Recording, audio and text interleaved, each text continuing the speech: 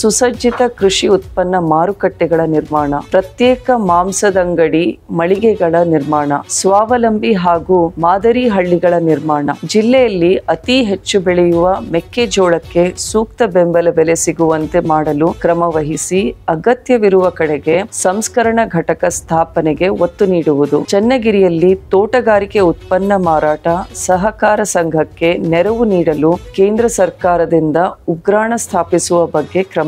ಇಂಡೋನೇಷ್ಯಾದಿಂದ ಭಾರತಕ್ಕೆ ಆಗುವ ಆಮದುವನ್ನು ತಗ್ಗಿಸಲು ದೇಶೀಯವಾಗಿ ಅಡಿಕೆ ಉತ್ಪಾದನೆಗೆ ಹೆಚ್ಚು ಒತ್ತು ನೀಡುವುದು. ಈ ಕ್ರಮ ಅಡಿಕೆ ಬೆಳೆ ಅವಲಂಬಿತ ಜಗಳೂರು, ಮಾಯಕೊಂಡ, ಚನ್ನಗಿರಿ, ಹರಿಹರ ಭಾಗಗಳಲ್ಲಿರುವ ಅಡಿಕೆ ಬೆಳೆಗಾರರಿಗೆ ಸಹಕಾರಿಯಾಗುವುದು.